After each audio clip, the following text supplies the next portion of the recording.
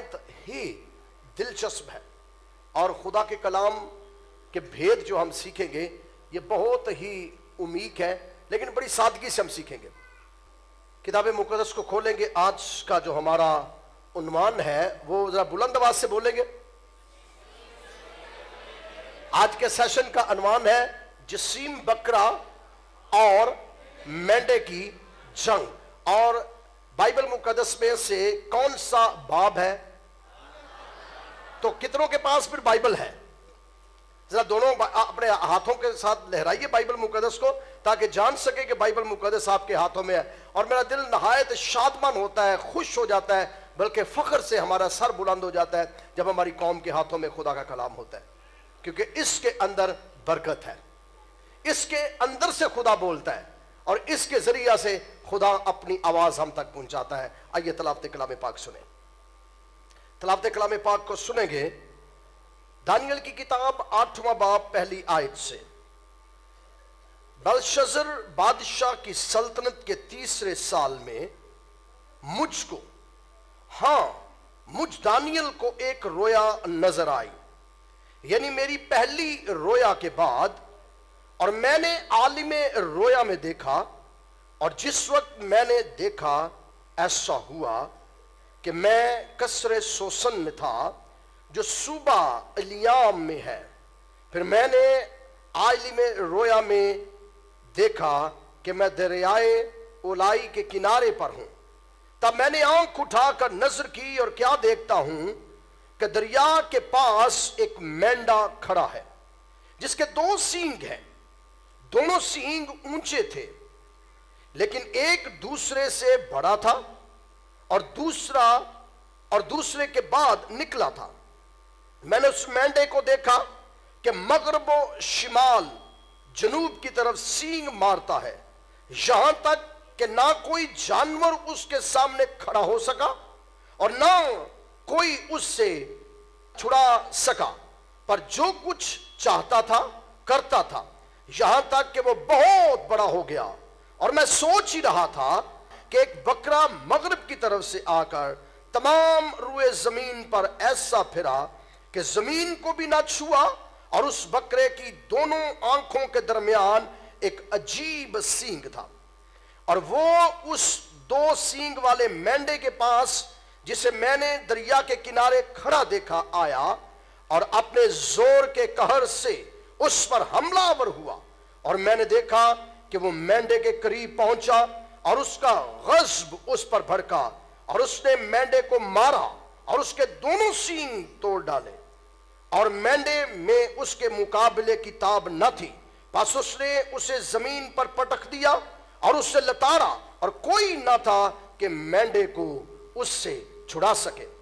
اور وہ بکرا نہایت بزرگ ہوا، اور جب وہ نہایت زوراور ہوا تو اس کا بڑا سینگ ٹوٹ گیا، اور اس کی جگہ 4 عجیب سینگ آسمان کی چاروں ہواؤں کی طرف نکلے، اور ان میں سے ایک چھوٹا سینگ نکلا جو جنوب اور مشرق اور جلالی ملک کی طرف بے نہایت بڑھ گیا، اور وہ بڑھ کر اجرام فلک تک پہنچا، اور اس نے بعض اجرام فلک اور ستاروں کو زمین پر گرا دیا اور ان کو لتاڑا، بلکہ اس نے اجرام کے فرما روا تک اپنے آپ کو بلند کیا، اور اسے دائمی قربانی کو چھین لیا اور اس کا مقدس گرا دیا، اور اجرام خطاکاری کے سبب سے دائمی قربانی سمیت اس کے حوالے کیے گئے، اور اس نے سچائی کو زمین پر پٹک دیا، اور وہ کامیابی کے ساتھ یوں ہی کرتا رہا۔ تب میں نے ایک قدوسی کو کلام کرتے سنا، اور دوسرے قدوسی نے اسی قدوسی سے جو کلام کرتا تھا پوچھا، دائمی قربانی اور ویران کرنے والی خطا کاری کی رویا جس میں مقدس اور اجرام پامال ہوتے ہیں کب تک رہے گی؟ اور اس نے مجھ سے کہا 2300 صبح و شام تک، اس کے بعد مقدس پاک کیا جائے گا۔ کتاب مقدس کا پڑھا، سنا، سمجھا اور قبول کیا جانا ہم سبوں کے لیے باعث برکت کا سبب ہو۔ جب ہم ایڈورٹائزمنٹ اس کی کر رہے تھے، بینرز لگا رہے تھے، تو بینر جب لگ گئے میں باہر بیٹھا ہوا تھا، چند اشخاص آئے اور آ کر کبھی بینر کی طرف دیکھے اور کبھی میری طرف۔ میں بڑا پریشان ہوا، یہ کہنا کیا چاہتے ہیں۔ پھر مجھے بلایا انہوں نے، سر ہمیں معافی کے ساتھ ہم بات آپ سے کرنا چاہتے ہیں۔ میں نے کہا جی بتائیں۔ کہتے ہیں کہ یہ جو تصویر ہے آپ کی ہے؟ میں نے کہا جی میری ہے۔ کہتے ہیں بکروں کی لڑائی کب کروا رہے ہیں؟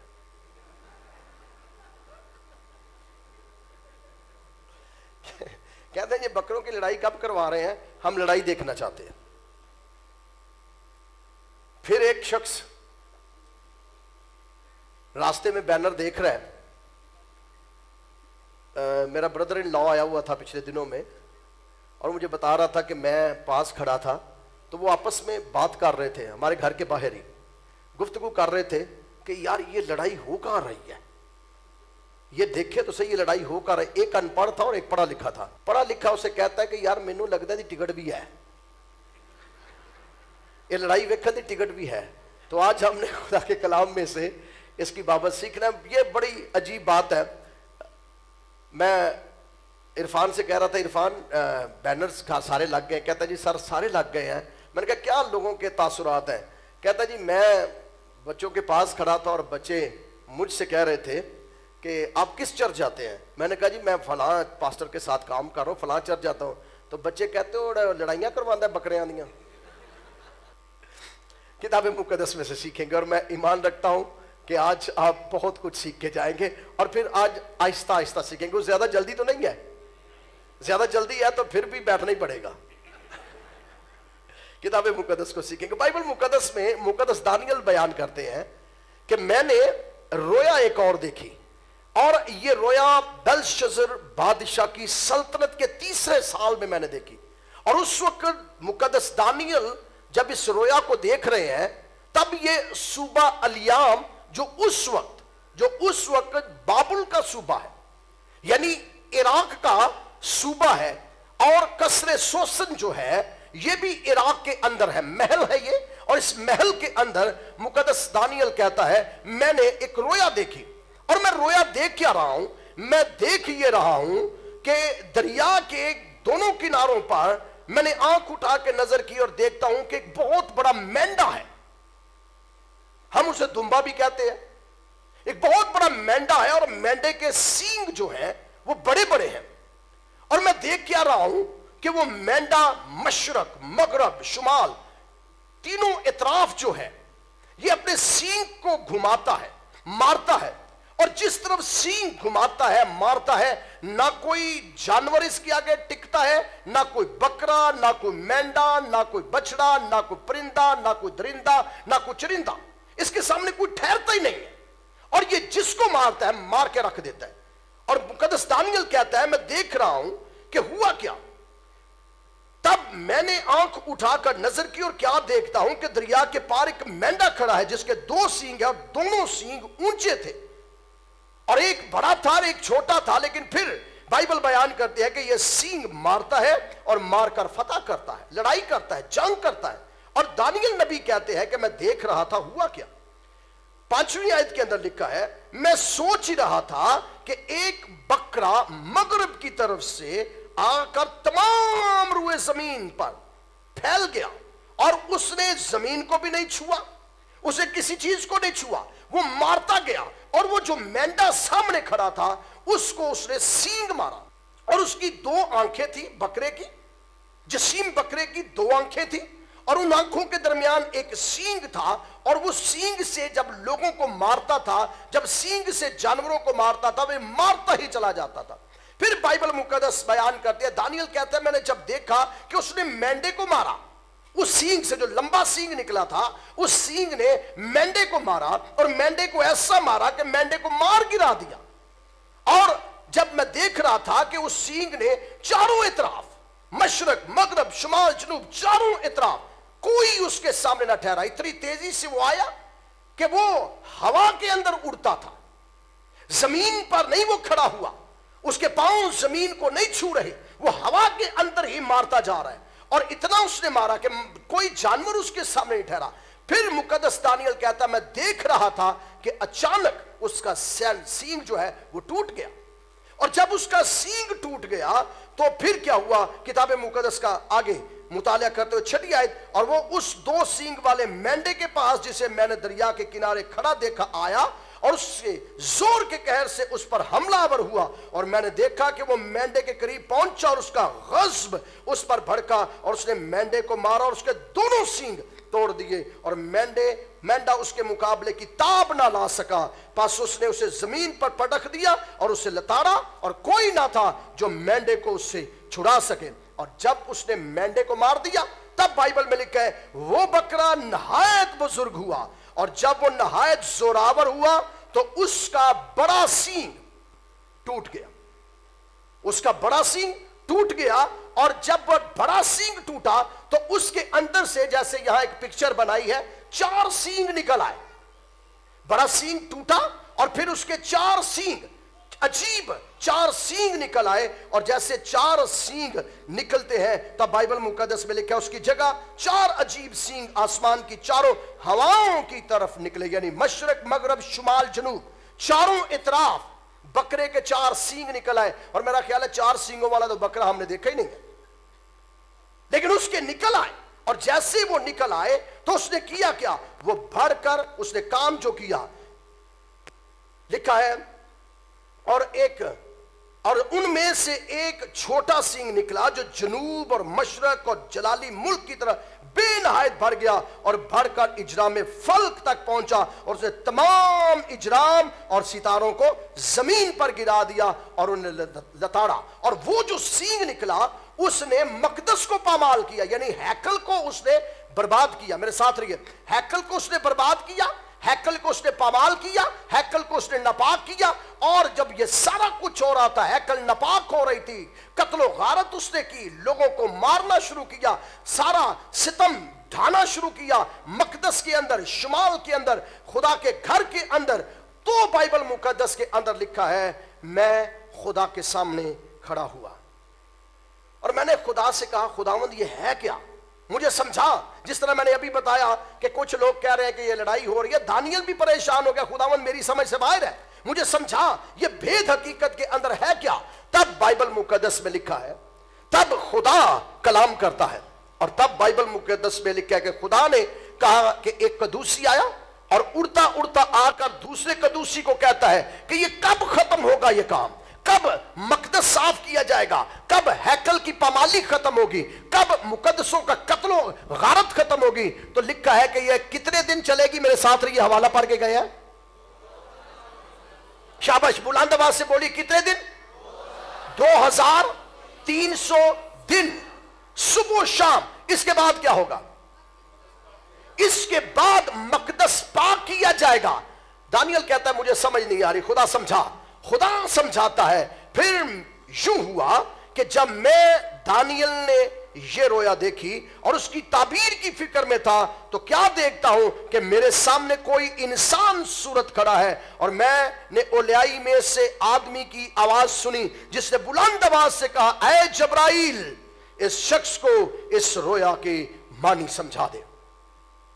میں نے ایک آواز سنی آدم ذات کی، اور آدم ذات کی آواز آ کس کو رہی ہے؟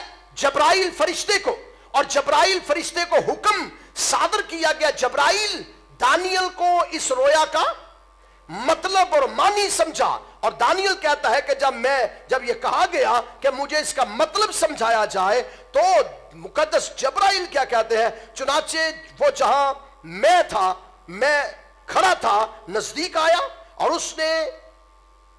اس کے آنے سے میں ڈر گیا اور منہ کے بل گرا۔ اس نے مجھ سے کہا اے آدم زاد سمجھ لے یہ رویا آخری زمانے کی بابت ہے۔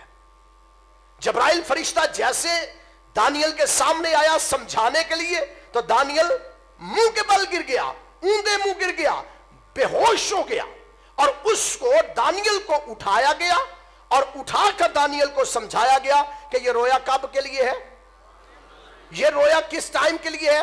یہ بکرے اور مینڈے کی جنگ کا جو مطلب ہے، اس کا مفہوم ہے، یہ ساری جو سٹوری جو سکرین پر میں نے دکھائی ہے، خدا کلام کرتا ہے، یہ کب کے لیے ہے؟ یہ آخری زمانہ کے لیے ہے, یہ اینڈ ٹائم کے لیے ہے. اور ہوگا کیا آخری زمانہ میں؟ تب بائبل مقدس کے اندر لکھا ہے, اور جب وہ مجھ سے باتیں کر رہا تھا, میں گہری نیند میں تھا, میں منہ کے بل زمین پر پڑا ہوا تھا, لیکن اس نے مجھے پکڑ کر سیدھا کھڑا کیا اور کہا, دیکھ میں تجھے سمجھا دوں گا کہ قہر کے آخر میں کیا ہوگا, کیونکہ یہ امر آخری مقررہ وقت کی. میرے ساتھ رہیے, یہ کب کے, کس ٹائم کے لیے ہے؟ یہ آخری زمانے کی بابت ہے. اب یہ ہے کیا؟ ذرا اور آگے بڑھیں گے. جو مینڈا تو نے دیکھا, میرے ساتھ رہیے, اسے نوٹ کرتے جائیے. جو مینڈا تو نے دیکھا اس کے دونوں سینگ مادی اور فارس کے بادشاہ ہیں. جی کلیئر ہوگی بات؟ جو مینڈا تو نے دیکھا جس کے بڑے بڑے سینگ ہیں, یہ ہے کیا؟ دو سینگ جو مینڈے کے اوپر ہے, یہ کیا ہے؟ دو بادشاہ ہیں. پہلے بادشاہ کا نام کیا ہے؟ مادی, اور دوسرے بادشاہ کا نام کیا ہے؟ فارس. اور وہ جسیم بکرا یونان کا بادشاہ ہے, اور وہ جسیم بکرا, بڑا بکرا جو لڑ رہا ہے مینڈے کے ساتھ, یہ کس کا بادشاہ ہے؟ یہ یونان کا بادشاہ ہے. اور اس کی آنکھوں کے درمیان کا بڑا سینگ پہلا بادشاہ ہے. اس کی آنکھوں کے درمیان کا بڑا سینگ پہلا بادشاہ ہے. اور اس کے ٹوٹ جانے کے بعد اس کی جگہ جو چار نکلے وہ چار سلطنتیں ہیں جو اس قوم میں قائم ہوں گی, لیکن ان کا اقتدار اس کا سا نہ ہوگا. اور ان کی سلطنت کے آخری ایام میں جب خطاکار لوگ حد تک پہنچ جائیں گے تو ایک ترش رو اور رمز شناس بادشاہ برپا ہوگا. اس کا مطلب ہے کہ پھر آسانی ہو گئی ہمارے لیے, کیونکہ میں نے پہلے سیشن میں, جو بالکل فرسٹ سیشن تھا ہمارا, میں نے ایک بات کہی تھی کہ بائبل اپنی تفسیر, بائبل کو کسی کے سہارے کی ضرورت, بائبل کو کسی مفسر کی ضرورت, کسی بڑے اسکالر کی ضرورت نہیں ہے, کیونکہ اسکالرز کو بائبل کی ضرورت ہے, بائبل کو اسکالر کی ضرورت نہیں ہے. کہ خدا کو ضرورت ہے؟ خدا خود اپنے کلام کی تفسیر بھی کرتا ہے, خدا خود اپنے کلام کی تشریح کرتا ہے, اور خدا خود اپنے کلام کے ذریعے سے بولتا ہے. اب آسانی ہوگی سب کے لیے سمجھنے کے لیے. پہلی بات آسانی کیا ہوئی؟ مینڈا کون ہوا؟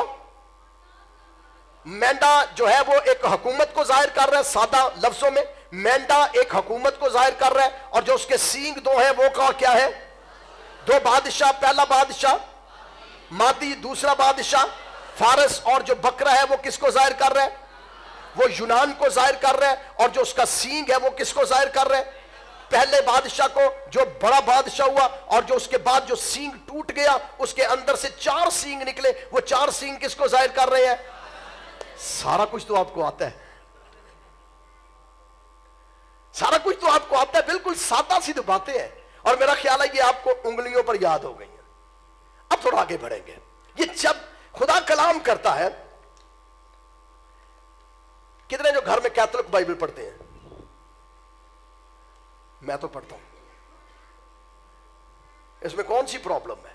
بائبل بائبل ہے, چاہے وہ کیتھولک ترجمہ ہے چاہے وہ پروٹسٹنٹ ترجمہ ہے. میرے پاس کیتھولک ترجمہ موجود ہے, یہ دیکھیں میں پڑھ رہا ہوں, اور ابھی یہاں سے میں پڑھنے والا ہوں. اگر میں یہاں سے پڑھوں گا تو کسی کے ایمان کو تو پرابلم نہیں ہوگی, لیکن میرے ایمان کو تقویت ملے گی. ہم نے اپنے مذہب کو فرقوں کے اندر خود ڈیوائیڈ کیا ہوا ہے, حالانکہ یہ بھی خدا کا زندہ کلام ہے. یہ بھی خدا کا زندہ کلام ہے, اور خدا گھاس سوکھ جائے گی, پھول کملا جائیں گے, لیکن خدا کا کلام اب تک قائم رہے گا. یہ دونوں بائبل مقدس ہیں, دونوں صحائف ہیں, اور دونوں سے خدا, دونوں کے ذریعہ سے خدا کلام کرتا ہے. یہ الگ بات ہے, یہ الگ بات ہے کہ اس کے اندر کچھ کتابوں کا اضافہ ہے. کچھ لوگ, کچھ مکتبہ فکر کے لوگ کہتے ہیں کہ یہ ہم نہیں مانتے, کچھ کہتے ہیں ہم مانتے ہیں, لیکن میں تمام جو ان کے اندر کتابیں ہیں انہیں مانتا ہوں. اب سمجھئے اس بات کو. کئی مرتبہ ہم یہ سمجھتے ہیں, ہماری جو پروٹسٹنٹ اور کیتھولک کی ڈیبیٹ ہے نا, وہ یہ کہتا ہے یہ الہامی ہے, وہ کہتا ہے غیر الہامی ہے. بات میں الہام یا غیر الہامی کی نہیں کر رہا, اس کے اندر جو دوسرے لفظوں میں جو ایڈیشن ہے کتابوں کا, وہ تاریخ سے پردے اٹھاتا ہے. جو اس کتاب, جو بائبل مقدس ہمارے پاس ہے, اس کے اندر نہیں رکھا گیا, لیکن اس کے اندر ایڈیشن کیا گیا ہے، اور وہ ایڈیشن جو ہے حقیقت کے اندر تاریخ کے اوراق سے پردہ اٹھایا گیا ہے. اور ہماری بدقسمتی یہ ہے، ذرا سن لیجیے، ہماری بدقسمتی یہ ہے کہ ہم تعصب کی نگاہ سے اسے کبھی پڑھتے ہی نہیں ہیں، حالانکہ اس کے اندر تاریخ کی وہ راز چھپے ہوئے ہیں جو آج تک ہم نے سیکھے ہی نہیں ہیں. اور میں آپ کو انکرج کروں گا، اگر آپ نے تاریخ کو جاننا ہے تو اسے ضرور پڑھیے. میں یہ نہیں کہہ رہا کہ میں پروٹسٹنٹ ہوتے ہوئے یہ نہیں کہہ رہا کہ یہ ڈیبیٹ میں کر رہا ہوں کہ یہ الہامی ہے یا غیر الہامی ہے. میں دونوں اس کو ایک طرف رکھ کے، اس کو بالائے طاق رکھ کے، میں صرف یہ انکرج آپ کو کر رہا ہوں کہ تاریخ کو اگر آپ نے جاننا ہے، سیکھنا ہے، سمجھنا ہے، تو جو ایڈیشن اس کے اندر ہوا ہے اسے ضرور پڑھیے گا تاکہ آپ کو تاریخ سے واقفیت مل جائے. بائبل مقدس کے اندر لکھا ہے کہ وہ بکرے اور مینڈے کی جنگ کی بات ہم کر رہے ہیں. جب ہم کیتھولک ترجمہ پڑھتے ہیں تو کیتھولک ترجمے کے اندر مکابین کی کتابیں آپ کو ملیں گی. 2 مکابین کی کتابیں ہیں، اور بائبل مقدس کی آج دونوں طرح سے میں اس کی تشریح کرنا چاہوں گا. اب پہلی بات ہم شروع کریں گے مینڈے سے. خدا نے کہا دانیل کو، دانیل جو تو نے مینڈا دیکھا اس کے 2 سینگ ہیں. اور ہم سیکھ چکے ہیں کہ نبوکت نظر کی بادشاہت کو، سلطنت کو کس نے ختم کیا؟ Thank you very much. دارا بعد میں ہے، خورس بادشاہ کے بعد دارا آیا ہے. کس نے ختم کیا؟ مادیوں اور فارسیوں نے. اور یہ ایران کے اندر رہنے والے، اور میں نے آپ کو بتایا کہ یہ کرتے کیا تھے. یہ حقیقت کے اندر 2 کیا تھے؟ بادشاہ نہیں تھے بلکہ 2 خاندان تھے. اور ان دونوں فیملیز نے آپس میں سمجھوتا کیا تھا کہ جناب جب میں اقتدار میں آؤں گا تو میری سپورٹ کرنا، جب تو اقتدار میں آئے گا تو میں تیری سپورٹ کروں گا. مادی خاندان اور فارسی خاندان. لیکن یہ مل کر انہوں نے حملہ کیا تھا نبوکت نظر کے محل کے اوپر. اور وہ ٹائم تھا جب میں نوشی کی جا رہی تھی خدا کے کلام کے مطابق. جو برتن لائے گئے تھے یروشلم سے، ان کے اندر جب میں نوشی کی جا رہی تھی تب یہ حملہ ہوا اور مادیوں اور فارسیوں کو حکومت مل گئی. اب بائبل بیان کرتی ہے کہ جو مینڈا تو نے دیکھا اس کے 2 سینگ ہیں، یعنی مادی اور فارسی. ایک سینگ بڑا ہے اور ایک سینگ چھوٹا ہے. جو بڑا ہے وہ چھوٹے کے بعد نکلا ہے. اس کا مطلب یہ ہے کہ یہ اقتدار کی باتیں ہو رہی ہیں، کبھی یہ بڑا ہو گیا کبھی وہ. اور میں پچھلے لیکچر میں بتا چکا ہوں کبھی مادی آ جاتے کبھی فارسی آ جاتے، لیکن رہتے ایران کے اندر ہی. اب ایرانی حکومت کے اندر، ایران کے لوگوں کے اندر ہوتا یہ تھا کہ یہ دونوں ہی خاندان بادشاہت کرتے رہے. جب ان کے اندر بادشاہت شروع ہوئی تو خورس بادشاہ نے بہت کام کیا. لیکن خورس بادشاہ کے بعد ایک لمبی لسٹ ان کی آ جاتی ہے جس میں آپ دیکھ سکتے ہیں خورس کے بعد دارا بادشاہ آتا ہے، دارا بادشاہ کے بعد اکسویریس بادشاہ آتا ہے، اس کے بعد ارتخشستہ بادشاہ آتا ہے، اور پھر ایک لمبی لائن جو ہے وہ ایک بادشاہوں کی لگ جاتی ہے جنہوں نے سلطنت کی ہے ایران کے اوپر. اب یہ جتنے بادشاہوں کے میں نے نام لیے ہیں ان کا بالواسطہ تعلق جو ہے وہ بائبل کے ساتھ ہے. اگر ہم ارتخشستہ بادشاہ کا تذکرہ کرتے ہیں تو نہمیہ کا تذکرہ پیچھے نہیں رہ جائے گا. عزرا کے دور کے اندر عزرا اور نہمیہ جو ہے وہ اس بادشاہ کے محل کے اندر ہے، اور نہمیہ جو ہے وہ ارتخشستہ بادشاہ کو میں پیش کرتا ہے.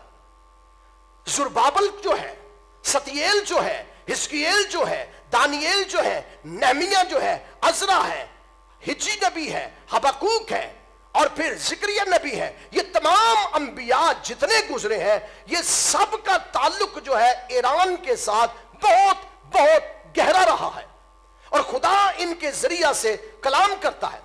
اب دارا بادشاہ کا جب ہم تذکرہ کرتے ہیں تو سادہ سی بات ہے، دانیل نبی کو شیروں کی مان میں کس نے ڈالا؟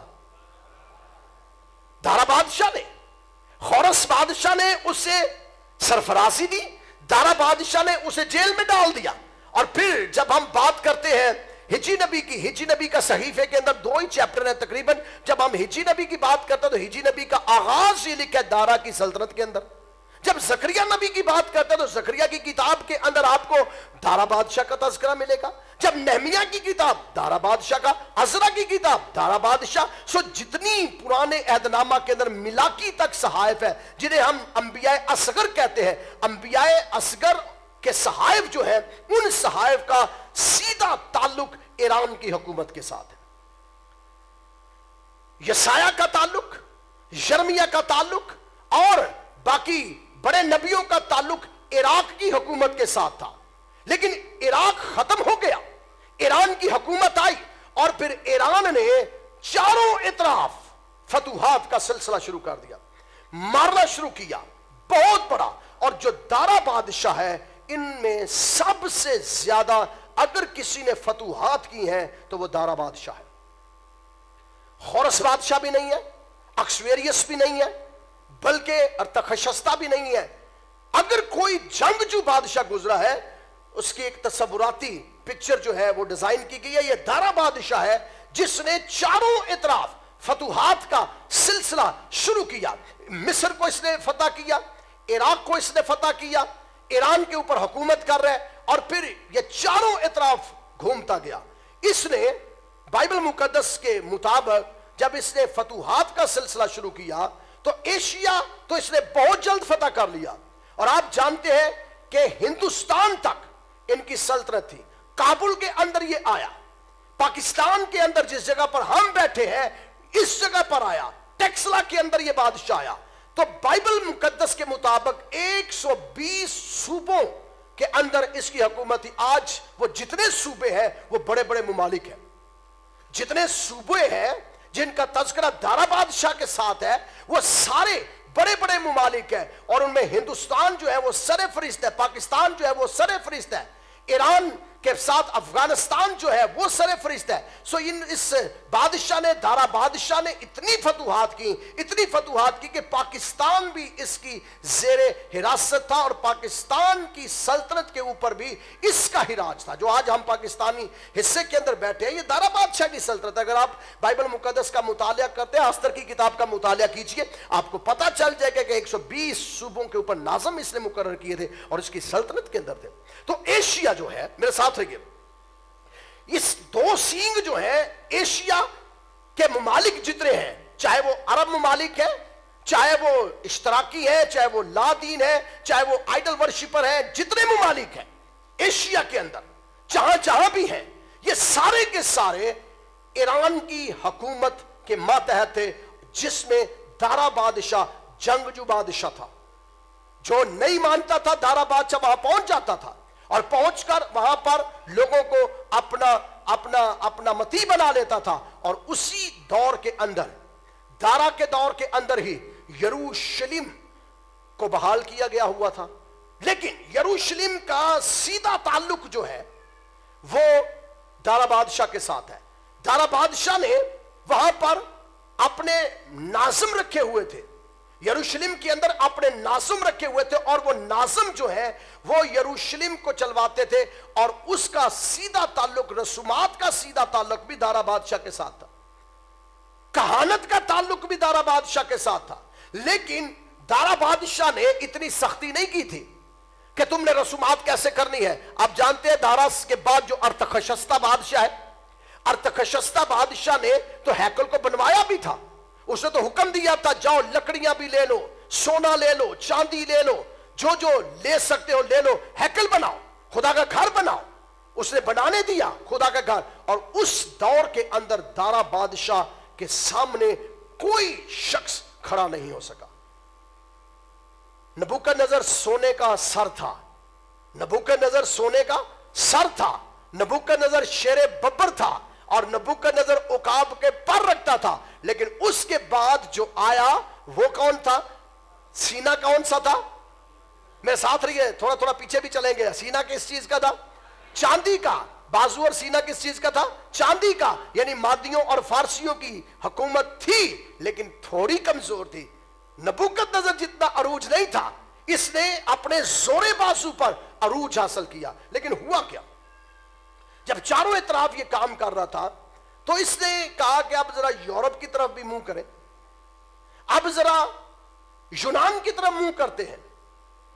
यूनान जो है उस वक्त, मेरे साथ रहिए, यूनान जो है उस वक्त ये सारे का सारा इलाका जो था किसानों का था। लेकिन उस दौर के अंदर, जिस दौर के अंदर दारा बादशाह था, उस दौर के अंदर यूनान जो था वो इल्म के अंदर बहुत तरक्की कर रहा था। थे किसान, लेकिन इल्म दोस्त थे। وہاں بہت بہت بڑے مبلغ پیدا ہوئے، وہاں بہت بہت بڑے مفسر پیدا ہوئے۔ ارسطو کا نام سب ہی جانتے ہیں، ارسطو کا نام سب جانتے ہیں۔ ارسطو جیسا شخص اس وقت زندہ تھا جب دارا بادشاہ فتوحات کر رہا تھا، جب دارا بادشاہ چاروں اطراف جنگیں کر رہا تھا، اور وہ جنگ کرتے کرتے یونان کی طرف اس نے پیش قدمی کی۔ جب یونان کی طرف اس نے پیش قدمی کی تو یونان کو اس نے فتح کر لیا۔ یونان کا ایک پرابلم تھا، یونان کا پرابلم یہ تھا کہ یونان ڈیوائیڈڈ تھا۔ یونان کے ساتھ جتنی ریاستیں تھیں، جتنے قبائل تھے، اور آج جو ممالک کی شکل اختیار کر چکے ہیں، یورپ کے اندر کچھ ممالک ہیں وہ اس کے ساتھ منسلک تھے، اور آج وہ ممالک کی شکل اختیار کر چکے ہیں جو پہلے قبائل تھے، جو چھوٹی چھوٹی ریاستیں تھیں، جو چھوٹے چھوٹے صوبے تھے، گاؤں تھے۔ اب ان کے اندر قبائل کے لوگ، قبائلی لوگ تھے، یہ آپس کے اندر جنگ کر رہے تھے۔ باربیرین قبیلے، وحشی قبیلے تھے۔ وحشی قبیلے اس دور کے اندر یونان اور اس کے گرد و انواع کے اندر پائے جاتے تھے۔ ہوا یہ، دارا بادشاہ نے اسٹریٹجی ایک بنائی کہ میں ان کو فتح کرنا ہے، اور اس نے بہت جلدی فتح کر لیا۔ فتح کر کے وہاں اپنے اپنے لوگوں کو بٹھا دیا اور کہا کہ جی یہ میری سلطنت ہے، تم نے جزیہ جو ہے یہ ایران کے اندر لانا ہے، یونان سے جزیہ ایران کے اندر لانا ہے، یہ میرا ناظم ہے یہاں پر جو حکومت کو چلائے گا۔ اس دورانیہ کے اندر ہوا یہ کہ مقدونیہ کے اندر ایک شخص تھا جس کا نام فلپ تھا۔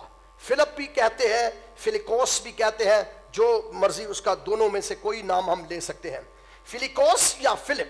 فلپ بادشاہ تھا مقدونیہ کا، اور یہ بالکل چھوٹی سی ریاست تھی، تھوڑے سے اس کے پاس لوگ تھے، اور جتنے لوگ اس کے پاس تھے سارے کے سارے ہی کسان تھے۔ بنیادی طور پر یہ شخص شرابی تھا، شراب نوشی عادت تھی اس کی، شراب بہت پیتا تھا، بدکار اونچے درجے کا تھا، بدکار، عیاش، شرابی، اور جنگجو تھا۔ جنگجو ہونے کی وجہ سے اس کی ایک آنکھ ضائع ہو چکی تھی، اور جنگجو ہونے کی وجہ سے ایک ٹانگ بھی اس کی نہیں تھی۔ سو یہ کانا بھی تھا، یعنی یک چشم، ایک آنکھ والا، لنگڑا بھی تھا، دو جسم کے اندر نقاص پائے جاتے تھے، اور باوجود ان باتوں کے جنگجو تھا، بہت اچھا پلانر تھا۔ اس نے کہا کہ میں دارا بادشاہ کی ریاست کو قبول نہیں کروں گا، اور یہ دارا بادشاہ کے خلاف تھا، لیکن مجبور یہ تھا کہ دارا بادشاہ کی حکومت یونان کے اوپر تھی۔ دارا بادشاہ نے یونانیوں کو متی بنایا ہوا تھا۔ بائبل مقدس کا جب ہم مطالعہ کرتے ہیں تو ہمیں پتہ چلتا ہے کہ اس نے اس علاقے کو بھی فتح کر لیا۔ جب علاقے کو فتح کر لیا تو یہ بادشاہ تھوڑے سے لوگوں کو لے کر چاہتا تھا کہ میں یونان کو یونائٹ کروں، میں یونان کے قبائل کو ایک جگہ پر لے کر آؤں، کیونکہ میری ریاست جو ہے یا میرے لوگ جو ہے یہ قبائل کے اندر بٹے ہوئے ہیں، پہلی بات۔ دوسری بات یہ ہے کہ باربیرین ہے یا وحشی قبائل ہے، اور ایسے قبائل ہیں کہ انہیں سمجھ آتی نہیں ہے، وحشی لوگ ہیں، تو میں انہیں اکٹھا کرنا چاہتا ہوں، یونائٹ کرنا چاہتا ہوں، لیکن اس سے نہ ہو سکا، اس سے نہ ہو سکا۔ بہت اس نے سٹرگل کی، بہت اس نے کوشش کی کہ میں اتحاد قائم کروں یونان کے اندر، مقدونیہ سے اٹھوں اور پورے یونان کو اپنے کنٹرول میں لوں، اور ان کو اکٹھا کر کے میں دارا بادشاہ کو شکست دوں، لیکن یہ نہ کر سکا اپنی حیات میں۔ اس نے کیا کیا؟ اس نے بہت سی عورتوں کے ساتھ شادی کی، لیکن ایک اس کی بیوی تھی جو بادشاہ کی بیٹی تھی، اولمپیاس۔ اس نے جب اس سے شادی کی تو تاریخ کے اوراق جب ہم دیکھتے ہیں تو اس سے ایک اس کے بیٹا پیدا ہوا۔ اس کے بہت ناجائز اولادیں، اس کی بہت ہی جو جائز اولاد پیدا ہوئی، اس کا نام سکندر رکھا گیا، جو بعد میں سکندر اعظم بنا۔ بائبل مقدس کا مطالعہ کریں گے۔ اب میں نے آپ کو کہا کہ کیتھولک بائبل کے اندر پہلا مکابین میں سے میں پڑھنے لگا ہوں، نوٹ کر لیجئے، صفحہ نمبر ہے 1151۔ میں پڑھنے لگا ہوں 1151 صفحہ نمبر ہے، پہلا مکابین ہے، اور یہ کتاب مکابین کی دونوں کتابیں 125 کاف میم اور 100 کاف میم کے درمیانی عرصہ میں لکھی گئیں۔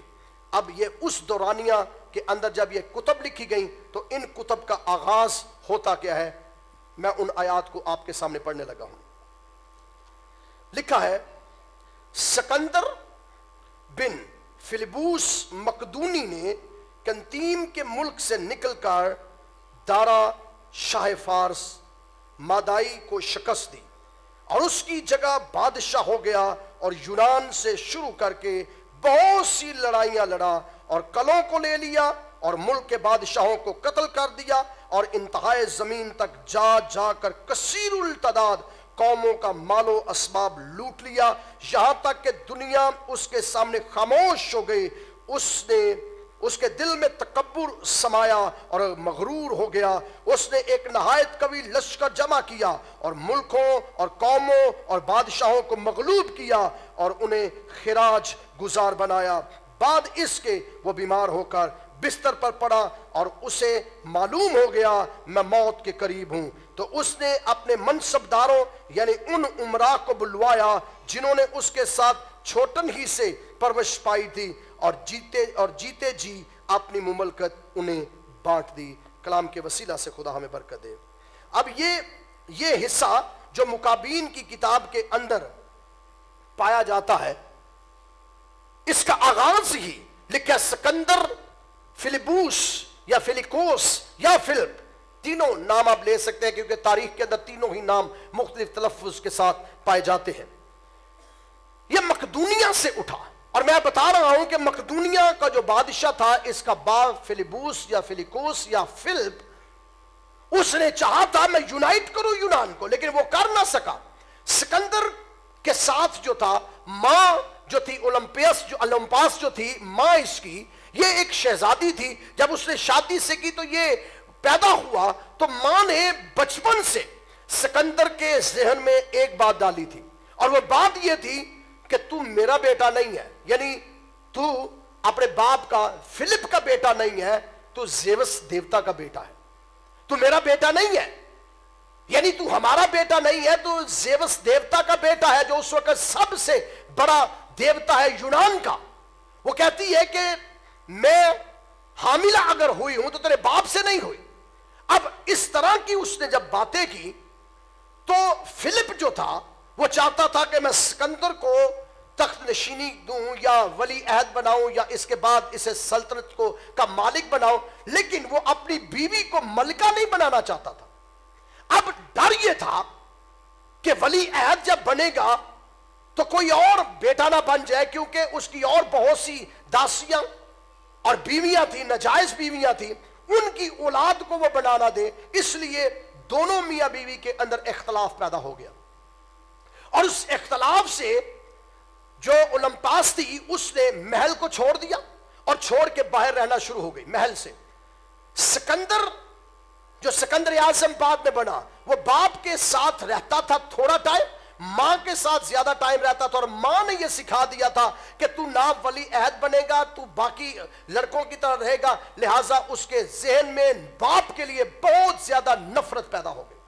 अब जब बाप के लिए ज्यादा नफरत पैदा हुई और मां के साथ उसकी अटैचमेंट हुई तो फिलिप ने एक नया प्लान बनाया और प्लान यह था कि मैं अपने बेटे को शागिर्दियत के अंदर डालूंगा ताकि यह तालीम हासिल करे। और उसने उस वक्त अरस्तु को चुना कि वो सिकंदर आजम को पढ़ा सके, वो सिकंदर को तालीम दे सके। और उसके साथ एक और सिकंदर का भाई था जो एक प्रोस्टिट्यूट औरत से पैदा हुआ था, फाशा औरत से, बाजारी औरत से पैदा हुआ था। यहां उसका नाम भी बेलतमूस नाम उसका हम लिखा है तारीख के अंदर, बाइबल के अंदर जो मुकाबीन की किताबें हैं इनके अंदर भी आपको मिलेगा। ये दोनों भाई सिकंदर के शागिर्द बन गए और सिकंदर ने इनका अरस्तु के शागिर्द बन गए और दोनों को, सिकंदर को और बेलतमूस को जो है स्टडीज दी और इतनी स्टडीज दी कि बहुत ज्यादा इन्हें पढ़ा दिया। जब ये पढ़ लिख के तकरीबन इनकी उम्र 18 साल के लगभग हुए तो उस वक्त इतने इख्तलाफ खानदान के अंदर आए कि सिकंदर को तैयारी दी कि आप जंग करो, आपने जाना है कबाइल को जाके समझाना है क्योंकि मकदूनिया के खिलाफ साजिशें हो रही हैं। पहला टाइम था कि सिकंदर ने जवानी के अंदर तकरीबन थोड़ी सी उम्र के अंदर इसने छोटे छोटे कबाइल के साथ जंगें करना शुरू कर दी और तारीख के औराक उठा के देखिए ये फतूहात पे फतूहात करता गया। فتوحات پہ فتوحات کرتا گیا. اب جب اس کی عمر تقریباً 20 سال کی ہوئی, 20 سال کی عمر کے اندر اس کے باپ کو کسی نے خنجر مار کے مار دیا. باپ کی ڈیتھ ہو گئی, اور جیسے باپ کی ڈیتھ ہوئی تو سکندر کو مقدونیہ کا بادشاہ بنا دیا گیا. جب سکندر اعظم مقدونیہ کا بادشاہ بن گیا تو اس ٹائم اس نے دوبارہ صلاح کی کہ میں سب کو یونائٹ کروں گا, اور یونائٹ کر کے میں ایشیا پر حملہ کروں گا, یعنی دارا پر حملہ کروں گا. میں دارا بادشاہ کو شکست دوں گا, کیونکہ دارا ہمارے گھر آ کے ہمیں اپنا خراج گزار بنا چکا ہے, ہم جزیہ دینے والے لوگ ہو گئے ہیں. لہٰذا اس نے سب کو یونائٹ کیا اور لوگوں کو کہا کہ آؤ جنگ کرنی ہے. جب اس نے جنگ کے لیے لوگوں کو ابھارا اور اپنے کسان بھائیوں کو ابھارا, چھوٹی چھوٹی جنگیں کی, چھوٹے قبائل کو اس نے اپنے متی بنا لیا, اور اتنی اس نے ویلفیئر کی, جہاں سے یہ مال لوٹتا تھا لوگوں کو بانٹ دیتا تھا, جو مقامی لوگ ہوتے تھے انہیں نوازتا تھا, اور جہاں پر جا کے جنگ کرنے کی کوشش کرتا تھا پہلے جنگ نہیں کرتا تھا, پہلے انہیں انویٹیشن دیتا تھا کہ آؤ مل کر ہم ایشیا کو فتح کرنا ہے, آؤ مل کر ہم آگے بڑھیں, اور جتنا مال ہوگا وہ ڈیوائیڈ کریں گے. جزیہ نہیں لوں گا, ڈیوائیڈ کریں گے.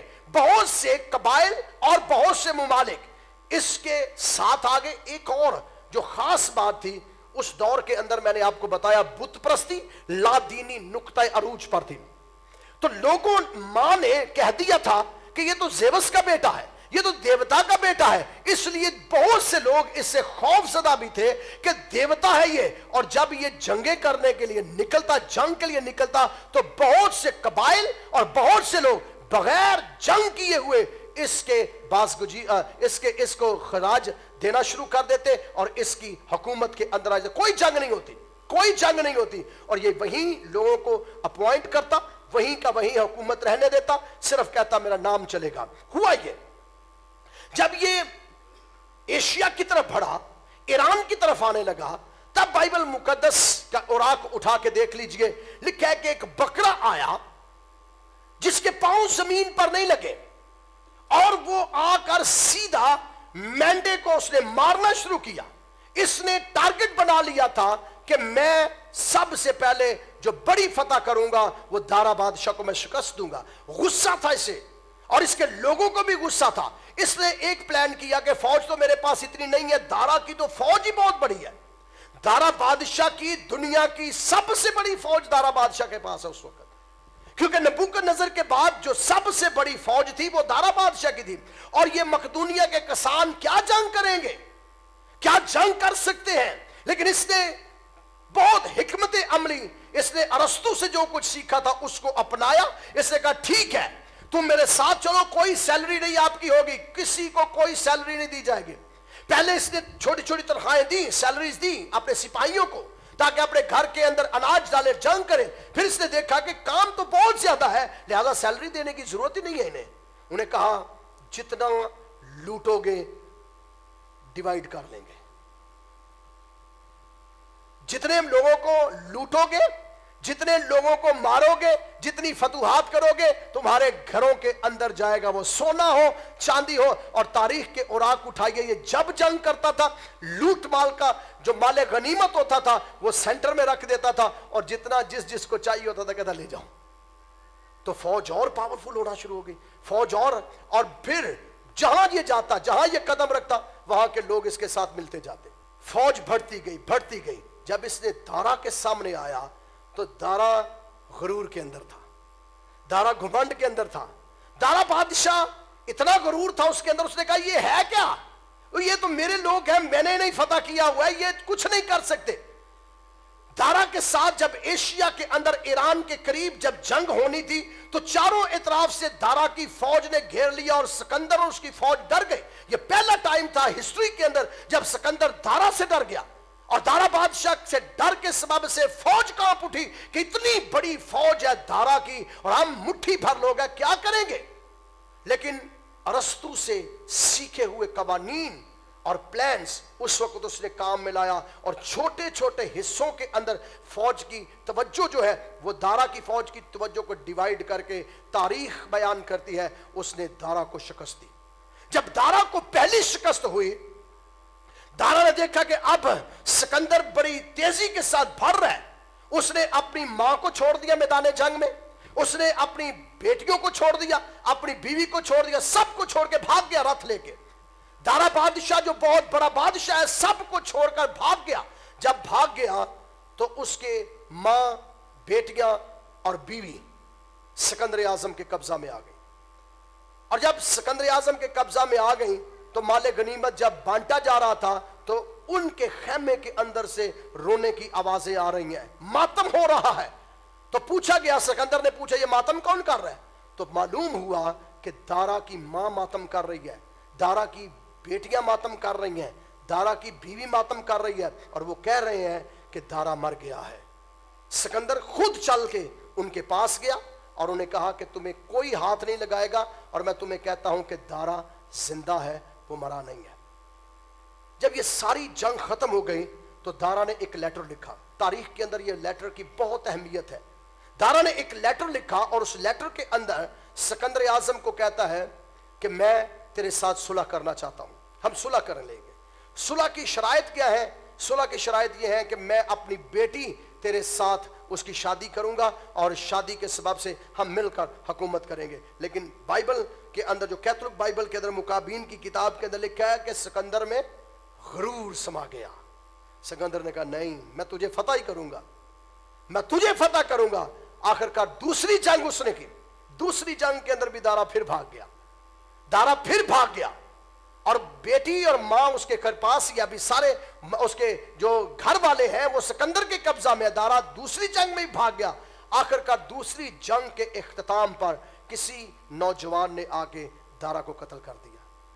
دارا اپنے رتھ کے اوپر مارا گیا, اور جیسے دارا مارا گیا فوج ساری کی ساری, جتنی ایشیا کی فوج تھی, ساری کی ساری فوج نے سکندر اعظم کو اپنا بادشاہ مان لیا. اور وہ بائبل کی آیت پوری ہوئی کہ وہ آیا اور اس نے زمین کو نہیں چھوا. سکندر اعظم اپنی حیات میں جب مقدونیہ سے نکلا پھر واپس نہیں گیا. وہ آگے ہی بڑھتا گیا, آگے ہی بڑھتا گیا, آگے ہی بڑھتا گیا, پھر واپس نہیں گیا.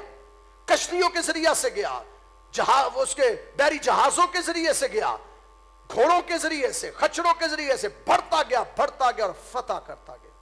لیکن بائبل مقدس کے اندر لکھا ہے اچانک اس کا سینگ ٹوٹ گیا. جو سینگ مار رہا تھا نا, جو فتوحات کر رہا تھا, جو مارتا جا رہا تھا, قتل کرتا جا رہا تھا, فتوحات کرتا جا رہا تھا, پیسہ, سونا, چاندی, ہیرے جوہرات اکٹھے کرتا جا رہا تھا, اور ایشیا کے اندر جتنا اسے سونا ملا کہیں سے نہیں ملا, چاندی یہاں ملی, ہیرے ملے, جوہرات ملے, اور بہت سی چیزیں اسے ایشیا کے اندر سے ملی, اور پورے ایشیا کو اس نے فتح کر لیا. جب اس نے فتح کر لیا, یونان سے نکل کر سینگ مارتا جا رہا, اس کے پاؤں زمین پر نہیں لگ رہے, واپسی کا کوئی اس کے پاس راستہ نہیں ہے, آگے ہی آگے. اور تاریخ بیان کرتی ہے کہ وہ بیمار ہو گیا. مکابین کی کتاب کے اندر لکھا ہے وہ بیمار ہو گیا, اور ایسا بیمار ہو گیا کہ اسے پتا چل گیا کہ اب میری موت ہو جائے گی. اور میں نے پچھلے لیکچر میں آپ کو بتایا تھا کہ سکندر اعظم کہاں مرا تھا, یاد ہو کسی کو؟ بابل میں. اور کس جگہ پر؟ نبوکدنضر کے محل کے اندر. نبوکدنضر کے محل کے اندر اس کی ڈیتھ ہوئی. کیوں نبوکدنضر کے محل کے اندر ڈیتھ ہوئی؟ وہ دارا کا محل ہو گیا تھا. نبوکدنضر کا محل دارا کے پاس آ گیا, اور جب دارا کو شکست دی تو محل کس کے پاس آ گیا؟ تو ڈیفینیٹ ہے وہ سکندر کے پاس آئے گا. تو وہی محل جو چلتا آ رہا ہے, نبوکدنضر بادشاہ کے اوپر قبضہ کیا دارا نے, تو دارا کے اوپر سکندر نے قبضہ کیا. تو سکندر مرا جب, تو موت اس کی جب آئی ہے تو وہ اسی محل کے اندر آئی ہے. اور تاریخ کے اندر لکھا ہے کہ یہ ملیریا کی وجہ سے مر گیا تھا, اور اسے زہر بھی دیا گیا تھا. تھوڑی دیر پہلے, یعنی چند مہینے پہلے اسے زہر دے دیا گیا تھا. دارا بادشاہ کے بندے نے, دارا بادشاہ کے جسوس نے, طبیب نے آ کے اسے زہر دیا. اور جب اسے زہر دیا گیا, یہ بڑی انٹرسٹنگ بات ہے, دارا ابھی بھاگا ہوا ہے, تو دارا نے اپنا ایک جسوس بھیجا طبیب کی شکل میں کہ جائے اس کے پاس. اور اس اتنا لاکر ہو گیا تھا, اتنا کمزور ہو گیا تھا, اسے موشن اتنے لگ گئے تھے کہ چل نہیں سکتا تھا. تو طبیبوں کو بلایا گیا, ایشیائی طبیب کو بلایا گیا. تو دارا کا اسپیشل وہ طبیب تھا, اور دارا کو جب اس نے گلاس کے اندر دوا بنا کے دی, دارا بادشاہ کے جسوس نے سکندر کو, تو سکندر پینے سے پہلے सिकंदर को एक लेटर किसी ने लिखा कि ये जो तबीब है ये दारा का है, बच के रहना इससे। लेटर सिकंदर ने नीचे रख दिया और उस जहर को पी गया। जहर को पीने के बाद कहता है कि ये ले पढ़। जब उसने पढ़ा तो वो हैरान हो गया कि तू कैसा आदमी है कि मैं तुझे जहर दे रहा हूं और तुझे पता भी है कि मैं जहर पी रहा हूं, लेकिन बावजूद इस बात के तू लेटर तेरे पास और अब तू मुझे दे रहा है। वो उसके पांव में गिर गया और कहता है कि मैं आज से तेरे लिए काम करूंगा। और उस वक्त सिकंदर को उसने बचा लिया, उसका तोड़ भी उसके पास था, उसने सिकंदर को बचा लिया। लेकिन बाद में वो मलेरिया के वसीला वजह से जो है वो मर गया। जब सिकंदर मर गया, सींग बड़ा टूट गया, जसीम बकरे का बड़ा सींग जो सेंटर में था वो टूट गया। तो बाइबल के अंदर क्या लिखा है, कितने सींग और निकल आए? 4 सींग और निकल आए। और यहां पर लिखा है जो मुकाबीन की किताब के अंदर है, मैं इसको पढ़ना चाहता हूं आपके लिए। मुकाबीन की किताब पहला बाब और उसकी 5वीं आयत। बाद इसके कि वो बीमार होकर बिस्तर पर पड़ा और उसे मालूम हुआ कि मैं मौत के करीब हूं, तो उसने अपने मनसबदारों यानी उन उमराह को बुलवाया जिन्होंने उसके साथ छोटन ही से परवश पाई थी और जीते जी अपनी मुमलकत उन्हें बांट दी। 4 जनरल जो उसके थे जिनका तज़किरा आपके सामने है। ये जो 4 सींग है, जो 4 सींग उसके निकले, ये उसके 4 जनरल हैं जिनमें एक उसका भाई भी है। अब इंतपतर जो है एक इसका जर्नल है, दूसरा बिल्तमूस, तीसरा सल्वकस और चौथा लुस्मीखस। ये 4 उसके जनरल हैं और ये चारों जनरल के अंदर उसने पूरे एशिया और यूरोप और यूनान और दीगर सल्तनतों को यानी मशरक मगरब शुमाल जनूब, बाइबल में लिखा है ये चारों सींग किसकी तरह 4 हवाओं में थे, यानी मशरक मगरब शुमाल जनूब। तो इसकी सल्तनत, जैसे ये वर्ल्ड मैप पीछे बना हुआ आप देख सकते हैं, इसकी सल्तनत पूरे इलाकों में फैल गई। खुद तो ये मर गया लेकिन इसकी सल्तनत चारों हिस्सों में आ गई। अब जो 2 इसके जनरल थे बाकी तो मुख्तलिफ जगहों पर चले गए, कोई यहां रह गया। 2 जनरल जो थे ये आपस में बड़े लड़ते थे, जिनमें बेल्तमूस और सिल्वाकिस थे। ये जनरल आपस के अंदर इनकी बनती नहीं थी। बनती इसलिए नहीं थी कि दोनों का फोकस एक था और फोकस ये था कि हमने फलस्तीन और यरूशलेम के ऊपर ही कब्जा करना है। कभी एक कर लेता, कभी दूसरा कर लेता। अब बेल्तमूस ने कब्जा छोड़ दिया, ये पीछे हट गया। लेकिन सिल्वाकस जो है इसको अंताकस भी कहते हैं, तारीख के अंदर अंताकस भी इसे कहते हैं। इसने यरूशलेम के ऊपर कब्जा कर लिया। और बाइबल मुकद्दस का वो हवाला जो हम अभी पढ़ के आए हैं कि जब ये चारों हवाएं जो 4 सींग हैं, मेरे साथ रहिए, लिखा है वो नहायत जोरावर हुआ तो उसका बड़ा सींग टूट गया और उसकी जगह पर 4 सींग आसमान की चारों हवाओं की तरफ निकले और उनमें से एक छोटा सींग निकला जो जनूब और मशरक और जलाली मुल्क की तरफ बेनहायत बुजुर्ग हो गया और उसने इजराम को गिरा दिया। इजराम जो बाइबल मुकद्दस में ये सितारों का तज़किरा नहीं है। अहले दानिश नूरे इफलाक की मानत चमकेंगे। सो यहां ईमानदारों का तज़किरा है, यहां बाइबल मुकद्दस के कार्यों का तज़किरा है।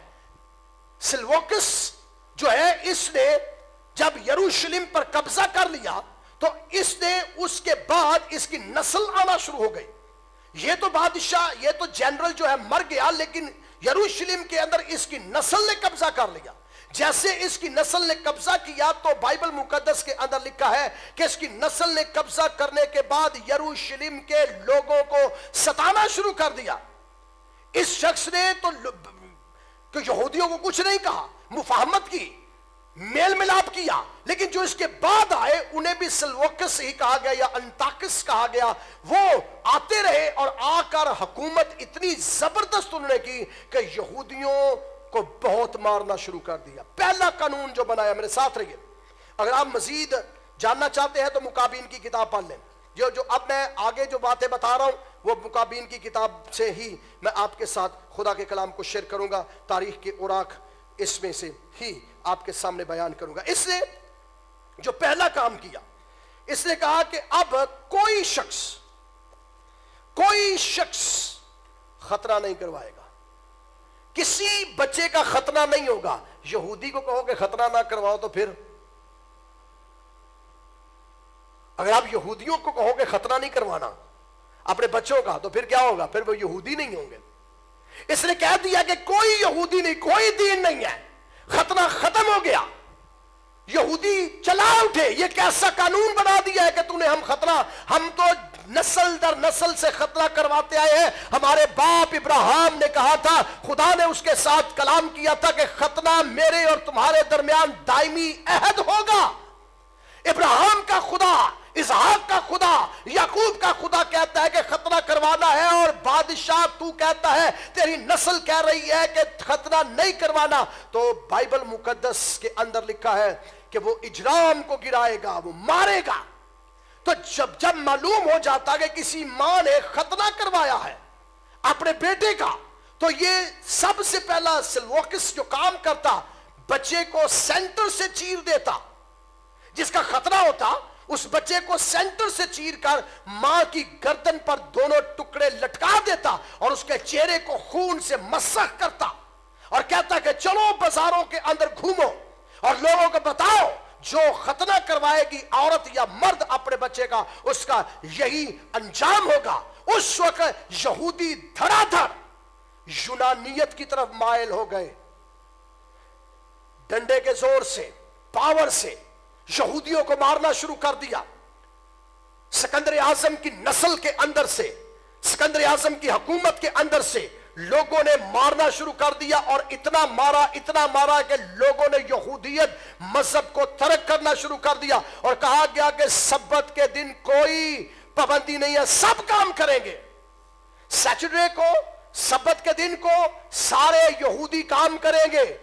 یہودیوں کی تورات کے اندر لکھا ہے کہ تو سبت کے دن کو پاک ماننا, نہ کوئی تیرے گھر میں کام کرے, چاہے کوئی چھپایا ہے, تیری لونڈی ہے, تیرا نوکر ہے, تو کسی کام کو نہیں کرنا, کیونکہ خداوند تیرے خدا کا یہ دن پاک ہے, مقدس ہے. اور حکم یہ تھا کہ اب تم نے سبت کے دن کام کرنا ہے, سبت کے دن سب کچھ ہوگا. یہودی بلبلا اٹھے کہ ہم سبت کے دن کچھ نہیں کرتے, بلکہ ہماری شریعت یہ ہے کہ اگر کوئی سبت کے دن کام کرتا ہے تو ہم اسے سنسار کر دیتے ہیں. تو ہم کیسے سبت کے دن کام کریں؟ سبت کے دن بزنس کرو, سبت کے دن کام کرو. وہ خدا کا حکم کہ تو یاد کر سبت کے دن کو پاک ماننا, ناپاک قرار دے دیا سبت کے دن کو. اور پھر کہا سور کا گوشت کھاؤ. یہودی سور کا نام لینا پسند نہیں کرتے, یہودی سور کا نام لینا پسند نہیں کرتے. تو کہا گیا کہ تم نے سور کا گوشت کھانا ہے. یہودی جب سور کا نام لیتے ہیں تو تارگوم کے اندر اور تالمود کے اندر لکھا ہے کہ وہ سور کے نام کو کسی اور نام سے لیتے ہیں, کہیں ایسا نہ ہو کہ ہماری زبان ناپاک ہو جائے. وہ تو سور کا نام اپنی زبان پر نہیں لانا چاہتے تھے. تو ان کے لیے حکم یہ تھا کہ اب قربانیاں جو کریں گے ہیکل کے اندر وہ سور کی ہوں گی. اب کوئی مینڈا, کوئی بچڑا, کوئی بکرا قربان نہیں کیا جائے گا. اگر کوئی قربان کیا جائے گا تو وہ سور قربان کیا جائے گا.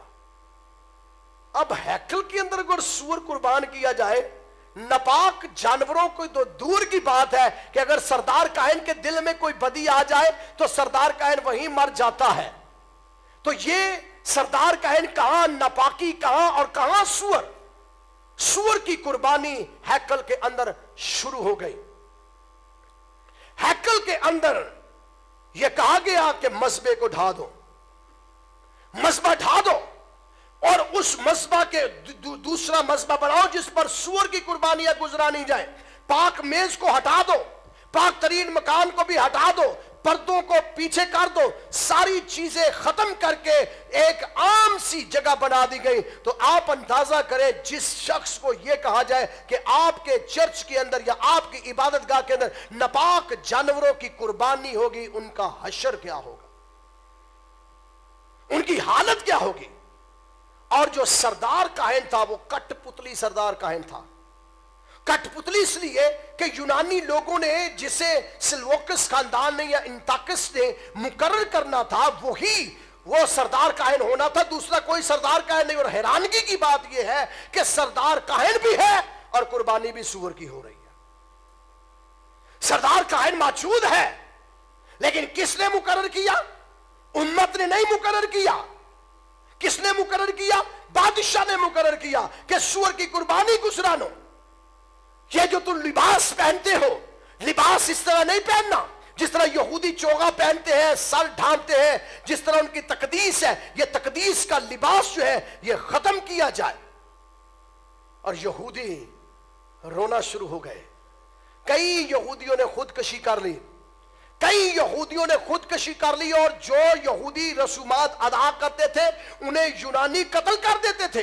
انہیں یونان کے لوگوں نے مارا اور ہیکل کو برباد کر دیا. بائبل مقدس کے اندر جب ہم پڑھتے ہیں, دوبارہ میرے ساتھ کھولیے دانیل کی کتاب اور اس کے 8ویں باب کو. بائبل مقدس کے اندر بڑا حیران کن باتیں لکھی ہیں. لکھا ہے کہ وہ بڑھ کر اجرام فلک تک پہنچا, اور اس نے بعض اجرام فلک اور ستاروں کو زمین پر گرایا اور ان کو لتاڑا, یعنی انہیں مارا, انہیں قتل کیا, ان کی بے حرمتی کی, ان کی بیٹیوں, ماں, بچوں کا قتل کیا, ہیکل کو برباد کیا, سور کی قربانی, اور ہیکل کے اندر بت نصب کر دیے گئے. ہیکل کے اندر بت لگا دیے گئے, بڑے بڑے زیبس کا بت لگا دیا گیا, بڑے بڑے دیوتاؤں کے بت لگا دیے گئے. اور یہودیوں سے کہا, یہودیوں کرو عبادت ان کی. اور یہودیوں کے لیے جگہ نہیں مل رہی تھی کہ کہاں وہ مر جائے. یہودی مرنا شروع ہو گئے, خود ہی قتل کر ہونا شروع ہو گئے. خود ہی انہوں نے کہا خداوند ہم پر موت آ جائے, کیونکہ ابراہیم کے خدا, اسحاق کے خدا, یعقوب کے خدا, اور ایسا خدا جو ہیکل کے اندر تخت نشین ہوتا ہے, جو ہیکل کے اندر آتا ہے اور ابر خدا کا چھا جاتا ہے, بجلیاں اور گرجیں پیدا ہوتی ہے, اور کاہن خدا کے ابر کے سبب سے کھڑے نہیں ہو سکتے. اس جگہ پر بت نصب کر دیے گئے. اس جگہ پر بتوں کی قربانیاں, بتوں کو قربانیاں گزرانی جا رہی ہے. اس جگہ پر سور کی قربانی گزرانی جا رہی ہے. اور بائبل مقدس بیان کرتی ہے, اور اس نے دائمی قربانی کو چھین لیا. سوختری قربانی چھین لی گئی, مذبح کے اوپر سے قربانی کو اٹھا لیا گیا, دائمی قربانی کو چھین لیا گیا. یہ یونانیوں نے ظلم کیا, اتنا بڑا بربریت یونانیوں نے برپا کر دی یہودیوں کے اوپر. اتنا ظلم برپا کیا کہ مقدس ناپاک کیا, قربانی چھین لی, اور اس کے حوالے, اور دائمی قربانی سمیت اس کے حوالے کیا گیا, اور اس نے سچائی کو زمین پر پٹک دیا, اور وہ کامیابی کے ساتھ یوں ہی کرتا رہا. کامیاب ہوا, کوئی سامنے نہیں ہے.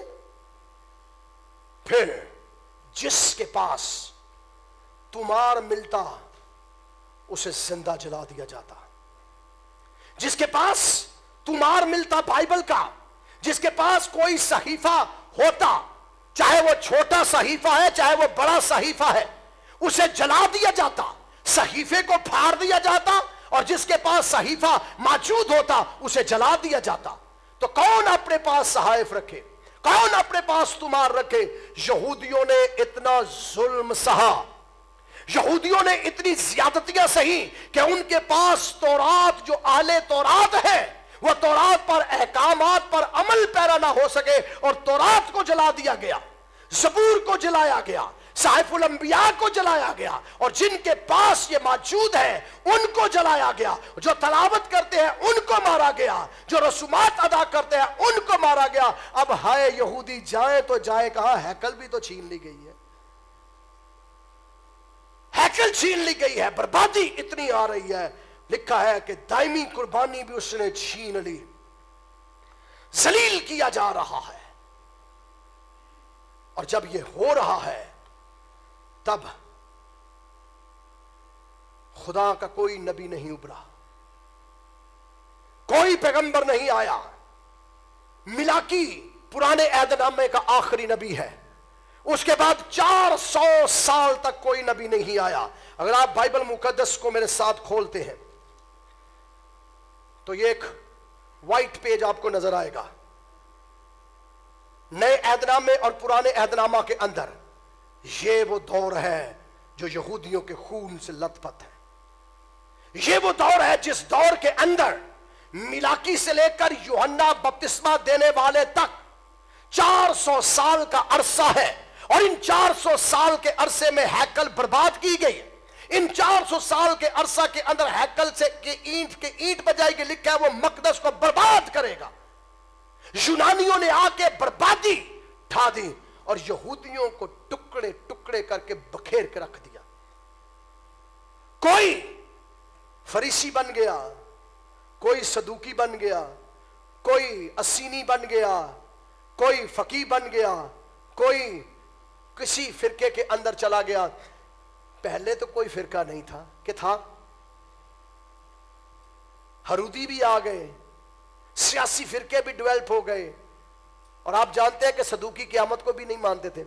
और अगर आप बाइबल का मुतालिया करें इन 400 सालों के अंदर, और फिर यीशु मसीह के दौर का मुतालिया करें, तो यूनानियत जो है या यूनानी लोग जो है, बाइबल मुकद्दस का नया अहदनामा भी उनके कल्चर से और उनके अदब से मुतासर है।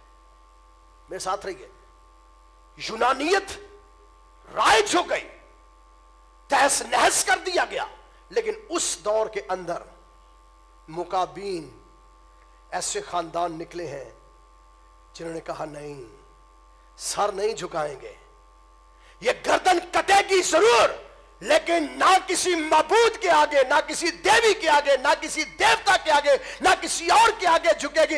अगर ये गर्दन झुकेगी तो जिंदा खुदा यहोवा के आगे झुकेगी, इसके अलावा किसी के आगे नहीं झुकेगी। और उन लोगों ने सहाइफ को महफूज किया।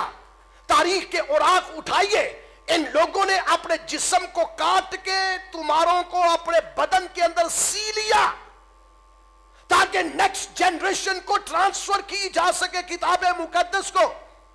यह बाइबल मुकद्दस जो हमारे हाथों के अंदर है, यह खून से लथपथ है। लोगों ने अपना खून इसके लिए बहाया है।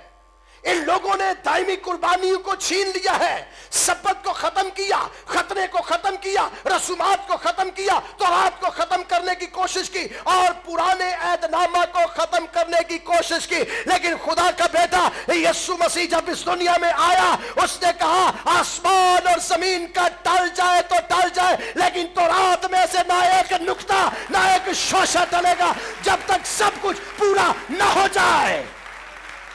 इसका मतलब है कि इसमें से कुछ नहीं टल सकता। जितने मर्जी यूनानी आए, जितने मर्जी लोग आए, यहूदियों ने इसे महफूज करके हमारे हाथों के अंदर मनोन पर पहुंचाया है ताकि खुदा का कलाम इस नस्ल के पास आ जाए, ताकि खुदा का इल्हाम हमारे पास आ जाए।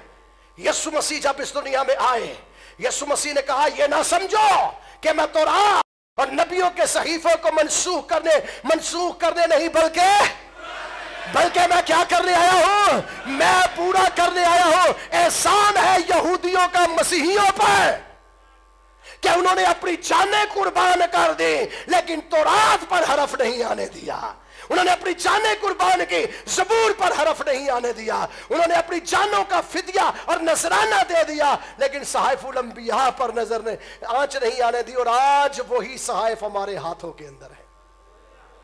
यह है उनका एहसान दीन मसीहत पर, अहले यहूद का एहसान है दीन मसीहत पर, जिसके सबब से आज हम बाइबल को पढ़ते हैं और बाइबल मुकद्दस का खुदा यीशु मसीह में कलाम करता है। और कलाम क्या करता है कि जमीन और आसमान टल जाना आसान है, लेकिन तौरात में से ना एक शोशा ना एक नुक्ता टलेगा। लोगों ने यहूदियों को तो मार दिया, यानी जिस्म को तो हम मार सकते हैं, लेकिन इसके अंदर जो ईमान है उसे कोई कत्ल नहीं कर सकता। ये बदन कत्ल किया जा सकता है, लेकिन ईमान कत्ल नहीं किया जा सकता। आज मसीहियों पर भी यही आलिम है। हमें भी हर जगह कई मर्तबा बाइबल का सबूत देना पड़ता है कि ये इल्हामी है। यहूदियों ने भी ऐसा किया और 400 साल ना कोई नबी आया, ना कोई पैगंबर आया, ना कोई रसूल आया, ना कोई सहीफा आया। मिलाकी से लेकर यूहन्ना तक जंग जंग जंग, हैकल बर्बाद, हैकल के अंदर बुतों की कुर्बानियां, हैकल के अंदर बुत, हैकल के अंदर सूअर की कुर्बानी, हैकल के ऊपर कब्जा। और आज भी आप देख लें, हैकल के ऊपर 3 बड़ी कौमें कब्जा करके बैठी हैं और तीनों अक़वाम ये कह रही हैं ये हमारी है। यहूदी कह रहे हैं ये हमारी है, मसीही कह रहे हैं ये हमारी है, और अहले इस्लाम वाले कह रहे हैं ये हमारा है। खुदावंद ने चाहा, ये रोया का आधा हिस्सा था। आधा हिस्सा अगला मैसेज होगा कि कब मकदस साफ किया जाएगा, दिन कितने दिनों के बाद होगा। ये 2300 सुबह शाम। इसके बाद क्या होगा, फिर क्या किया जाएगा, मकदस पाक किया जाएगा। खुदावंद ने चाहा अगले तालीमी कन्वेंशन के अंदर पूरी हैकल की तारीख पे हम बात करेंगे और देखेंगे कब कब इसे नापाक किया गया। और यीशु मसीह के बाद आज के दिन हम भी तो दावा करते हैं ना यरूशलेम हमारा है, कहते हैं या नहीं? कोई जाना चाहता है वहां? सारे जाना चाहते हैं। मेरा तो दिल करता है जहां यीशु मसीह के कदम रखे हैं वो मट्टी चूम लो। ये बुत परस्ती नहीं है, ये बुत परस्ती नहीं है, ये मेरी अकीदत है कि जहां जहां यीशु मसीह के पांव रखे हैं उन जगहों को चूमना मेरी अकीदत है, मेरा एहतराम है मेरे आका के लिए। और आप भी ऐसा ही एहतराम करते होंगे, तो वो हम जगह हमारी भी है, लेकिन आज गैर कौमों के पास भी है। खुदावंद ने कहा कितने दिनों के बाद दायमी कुर्बानी दोबारा होगी, दायमी कुर्बानी दोबारा होगी। पहले दायमी कुर्बानी माकूफ कर दी गई है, खत्म कर दी गई है, लेकिन अब होगी और वो दायमी कुर्बानी खुदा का बेटा यीशु मसीह अपनी देगा। और उसने दी और देकर हमें छुड़ाया। खुदावंद ने चाहा तो अगली तालीमी कन्वेंशन में हम 2300 दिनों की बाबत, सुबह शाम की बाबत सीखेंगे और जानेंगे खुदा ने क्यों ये कहा। खुदावंद हम सबों को बड़ी बरकत दे और हम जान सकें कि खुदा आखिर ज़माना में हमारे साथ क्या कलाम करता है। आखिरी बात करके मैं ख़त्म करना चाहूँगा। यहूदियों ने अगर जुल्म सहा है तो आप भी तो जुल्म सह रहे हैं ना, आपके साथ भी तो ज़्यादतियाँ हो रही हैं ना, आप पर भी जुल्म हो रहे हैं। और जुल्म किस सबब से हो रहे हैं?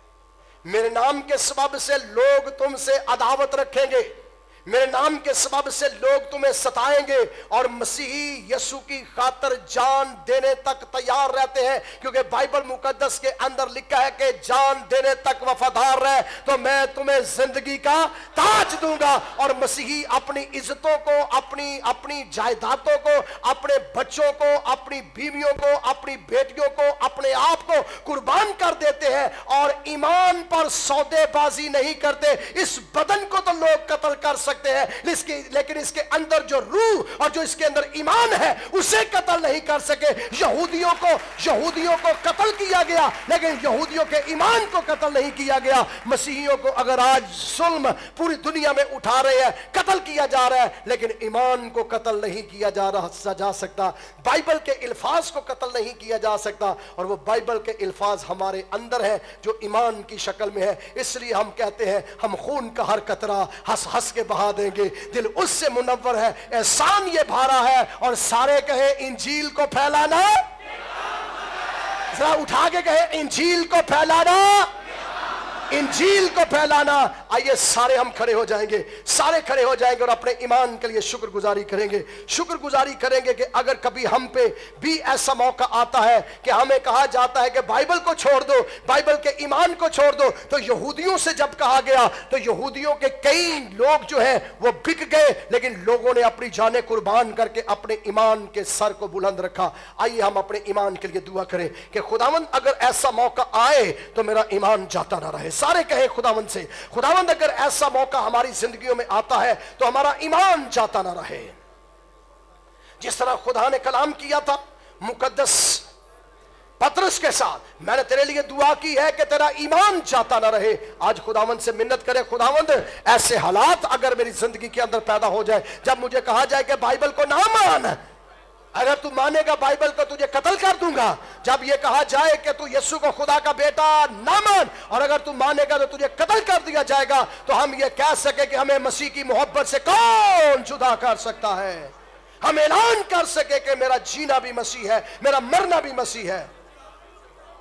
آئیے دعا کریں اپنے ایمانوں کے لیے، اپنے ایمان کے لیے دعا کریں، اپنے ایمان کے لیے دعا کریں۔ ہاللویہ ہاللویہ، اپنے ایمان کے لیے شکر گزاری کریں۔